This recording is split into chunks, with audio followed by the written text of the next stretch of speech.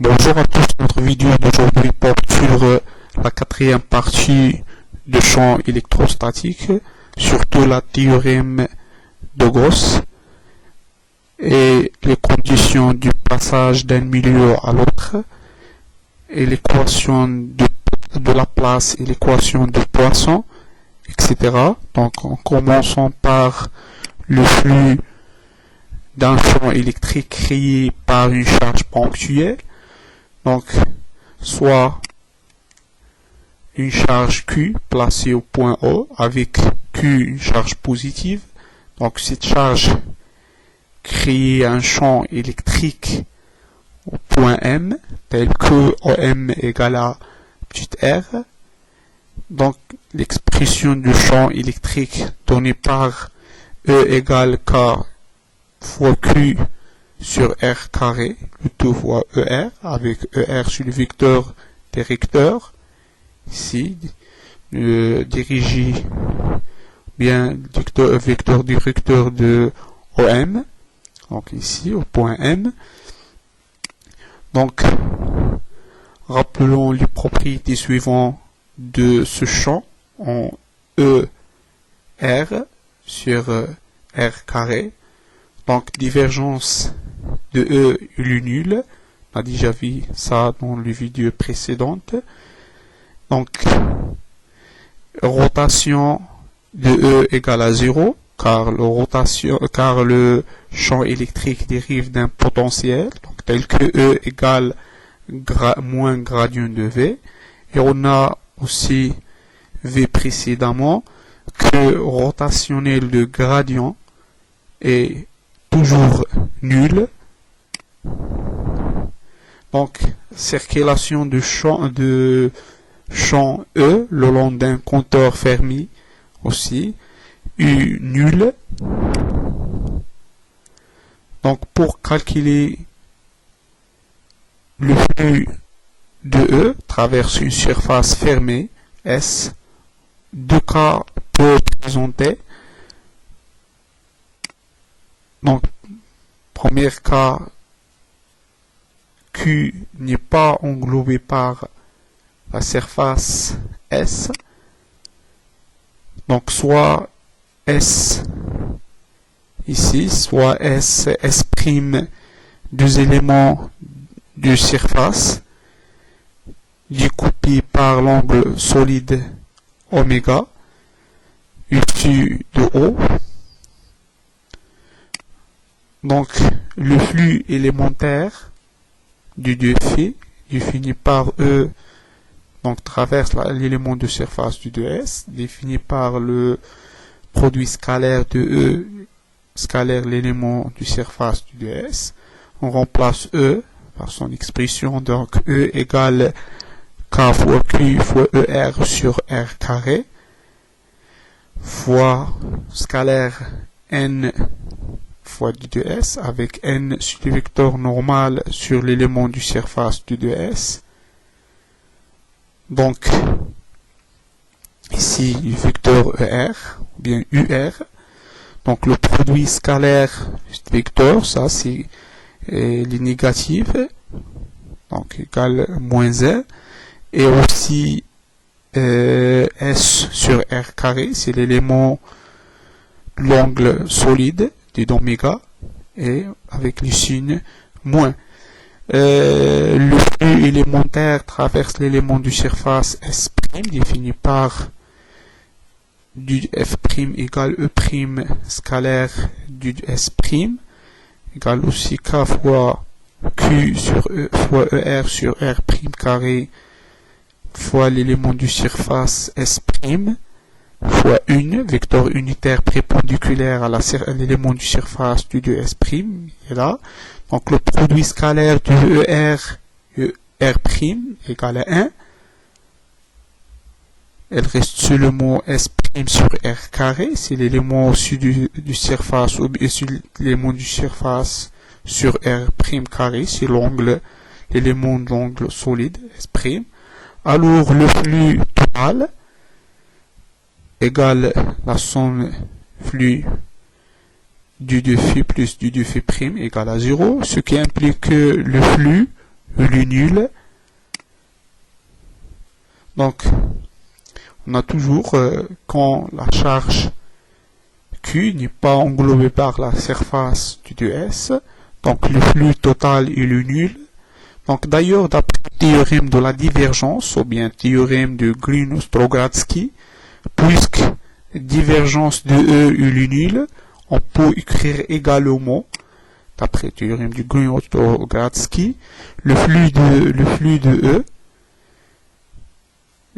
égale l'intégrale double de E scalaire du 2S égale l'intégrale triple de divergence de E fois du temps, l'élément de volume, égale à 0, car divergence de E égale à 0.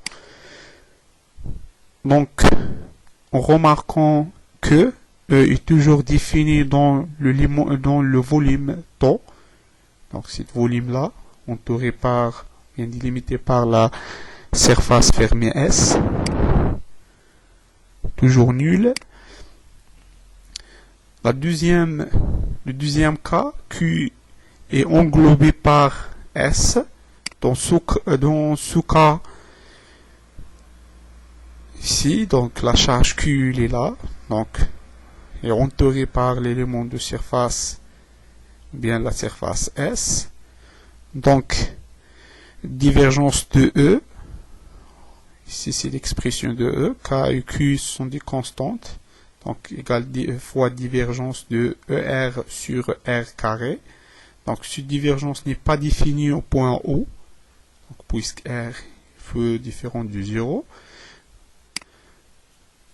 Alors, le théorème de la divergence n'est pas donc applicable, puisqu'il est indéfini dans le point O. On a le flux, ou bien l'élément de flux du 2F de champ E traverse l'élément de surface du 2S, égale au CQ, l'expression de le champ, fois N, fois du 2S. Donc cette expression-là suit notre que l'élément de l'angle solide, bien l'angle solide élémentaire du d'oméga, et aussi le flux traverse la surface, l'élément de surface S', flux égale ça, égale E' scalaire du S', l'expression de le champ E', avec ici E', et ici c'est S' fois le vecteur unitaire perpendiculaire à l'élément de surface S', donc égal aussi K fois du d'oméga. Avec donc l'élément de surface pour, ou bien l'angle solide pour voir toutes les surfaces, c'est 4pi. Donc au total, le flux total égale l'intégrale double K fois Q, l'élément du surface, l'angle solide élémentaire, qui est égal à 4pi, donc on fait l'intégrale, ce sont du K et Q, ce sont des constantes, donc l'intégrale de oméga, c'est 4pi. Donc en déduirant ce qu'on appelle le théorème de Gauss, donc le flux égale Q sur epsilon 0, donc on a aussi K est un constante, égal 1 sur 4pi epsilon 0, avec epsilon 0 sur les primitivités du vide, qui est égal aussi 9 10 puissance 9 dans le système international, donc c'est le cas. Alors le flux E traverse une surface égale E scalaire de 2S égale Q sur epsilon 0, ce n'est autre que le théorème de Gauss. Donc, le théorème de Gauss, on considère plusieurs charges QU, les uns à l'intérieur de l'élément de volume τ, donc Q4 et Q5, Q1 et Q2, les autres à l'extérieur. Alors, si Q1, QU plutôt à l'intérieur, donc le flux Q fut égal QU sur epsilon 0. Si QU est à l'extérieur, le flux est nul. Donc, par conséquent, le flux du champ résultant à travers surface S n'est dû que aux seules charges à l'intérieur AS. la surface S. Donc, la forme générale, donc le flux de champ électrique égale l'intégrale double E de E scalaire du 2S égale la sommation sur U du QU sur epsilon 0 avec QU sur les charges à l'intérieur uniquement de la surface S ou bien entourée par la surface S. Ici, c'est l'intérêt du théorème de Gauss. Donc, par rapport au calcul direct du champ électrique, on a vu dans les vidéos précédentes, donc le théorème ne peut présenter des avantages. Donc le théorème peut présenter des avantages si des considérations de symétrie s'avèrent favorables. Par exemple, si le champ perpendiculaire à n, la surface à n, vecteur normal sur une surface, donc E scalaire n est le nul, en tout point de la surface, ou encore la norme de champ électrique est constante sur cette surface. La loi locale et la loi intégrale. Donc, soit une surface S fermée contenant une charge Q répartie uniformément dans le volume τ, que lenteur, la densité volumique étant ρ, alors le flux de champ E traverse une surface S égale l'intégrale double de E scalaire de 2S égale 1 sur epsilon l'intégrale triple de ρ du 2 τ. Donc avec l'intégrale triple de ρ du 2 τ, c'est la charge interne sur epsilon, et ici c'est l'epsilon 0. Donc cette écriture constitue la forme intégrale du théorème de Gauss. Ici, si on a par exemple distribution et surfacique, on remplace ici par sigma à la fois du 2S, ou bien une distribution linéique si lambda fois du 2L. Donc, théorème de la divergence, ou bien théorème du Green-Ostrogradsky, permet d'écrire par ailleurs le flux de E traverse une surface. C'est la transformation de l'intégrale double à l'intégrale triple. Donc, divergence de E égale plutôt l'intégrale triple, divergence de E fois l'élément de volume du 2 τ.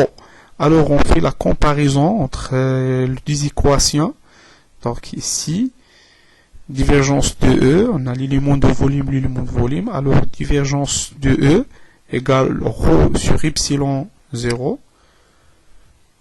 Donc, c'est la forme locale suivante pour la théorème de Gauss. Donc, la forme locale du théorème de Gauss, c'est divergence de E égale ρ sur epsilon 0. Et appelée aussi la loi locale de l'électrostatique. Donc, c'est la loi locale de l'électrostatique. Et ici, en parlant de la conservation du flux le long d'un tube du champ. Donc, un tube du champ est constitué, par les lignes du champ qui s'appuient sur un contour fermé. Par exemple, contour fermé C1 sur la figure qui devient contour, qui devient C2 un peu plus loin dans le sens, c'est ça, dans le sens du champ. Si le tube compris entre Q1, C1 et C2 ne contient aucune charge, on a ρ égale à 0. Comme aucun flux ne sort de la paroi latérale du tube, c'est aucun flux sort de la paroi latérale du tube, on a le flux du tube égale le flux 1 sur la surface 1 ici, et le flux sortant 2, alors égale l'intégrale triple, d'après théorème de Gauss, est égal l'intégrale triple du rho du doute sur epsilon 0. Donc, ici égal à 0, puisqu'on a l'absence de charge rho égale à 0. Donc, qui exprime à l'échelle globale que le flux est conservatif traverse les différentes sections du tube, c'est-à-dire le flux entrée égale le flux sorti et l'inverse. Donc, à l'échelle locale, en l'absence de charge, la conservation du flux de E s'exprime simplement par divergence de E égale à 0.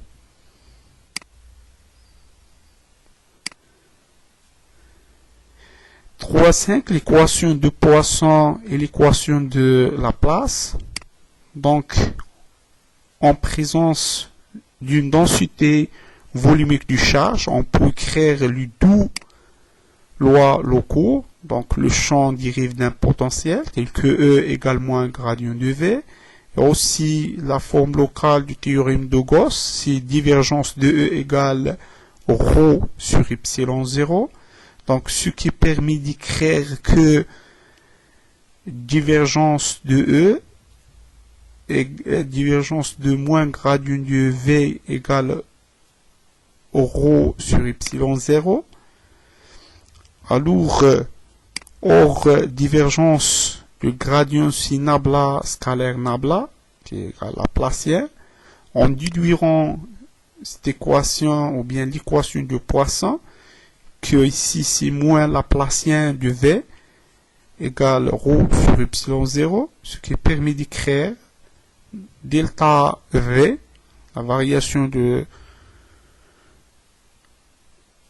potentiel, plus rho sur epsilon 0 égale à 0, c'est l'équation de Poisson. Dans le vide, rho égale à 0, donc l'équation de Laplace, la variation du delta V égale à 0, c'est l'équation de Laplace. Donc, condition de passage à l'interface entre deux distributions de charge différentes. Donc, soit deux points M1, M2, infiniment voisines du point M, ici, du point M, pris sur la surface, sur l'interface séparant deux distributions, distribution du milieu 2, la distribution du milieu 1. Alors, en ce point, on a respectivement le champ 1, donc le champ électrique 1, égale composant tangentiel E1t fois 2t, avec t c'est le vecteur unitaire tangentiel, E1 sur le vecteur unitaire normal sur cette interface, donc E1n fois n de 1 vers 2, et aussi le champ E2 égale composant tangentiel E de t fois t plus E2n fois En1 du 2. Alors, on calcule la circulation de E de ce compteur-là. C'est donc autour de ce compteur-là, le champ AB dans le même sens, le champ avec vecteur, donc produit scalaire égale composant tangentiel E1t fois AB. Ici, il est perpendiculaire et l'unile. Et ici, le champ dans le sens inverse avec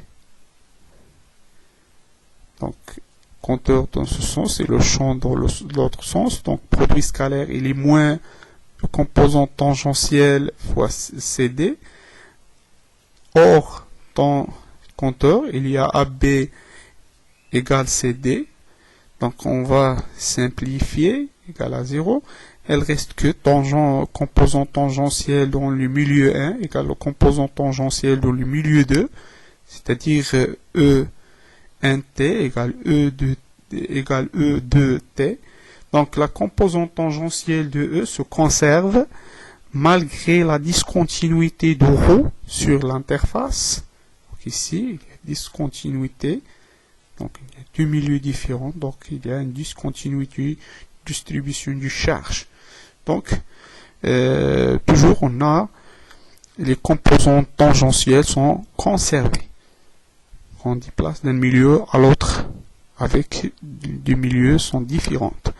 Maintenant pour les composantes normales, supposons maintenant que l'interface porte une charge surfacique sigma ici, donc le milieu 2, milieu 1, distribution différente. Alors le flux sur la surface totale égale au scalaire du dieu S. Donc ici composantes normales maintenant de champ qui sont perpendiculaires. Donc ici le flux entrée ou bien sortie, il est positif, égal N fois du ds, avec le champ, il est normal sur cette surface, il est constant, donc les deux composantes normales sont constantes, donc l'élément de surface du ds. Si avec le produit scalaire, il est négatif, de sens différente, il reste le composant fois du ds. Et d'après théorème de Gauss, on a le flux égal S fois epsilon, donc égal epsilon en fois S, donc la charge, car la charge est superficielle, donc ici distribution superficielle fois surface S sur epsilon 0, donc on peut simplifier S avec S, elle reste que N égale N moins E 2N moins E 1N égale sigma sur epsilon 0, avec on multiplie le tout par le vecteur unitaire U1, 2. Donc on trouve E de N moins E de 1N égale sigma sur epsilon 0 fois le vecteur unitaire UN de 1 vers 2, vecteur dirigé de le milieu 1 vers le milieu 2.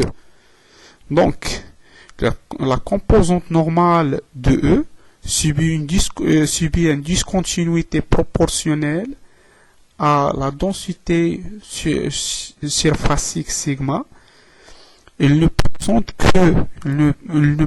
que E si l'interface ne porte pas du charge. Donc, dans le cas l'interface ne porte pas du charge, ça c'est égal à 0, donc il y a le composante normale va conserver comme les composantes tangentielles.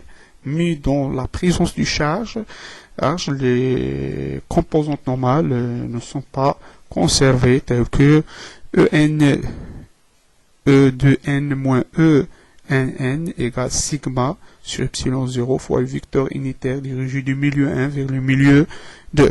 Donc بهذا ننهي هذا الجزء، أتمنى لكم التوفيق والنجاح. لا تنسوا الاشتراك في القناة وتفعيل الجرس مع التقاسم مع الأصدقاء لكي تعم الفائدة وكذلك تشجيعا لنا.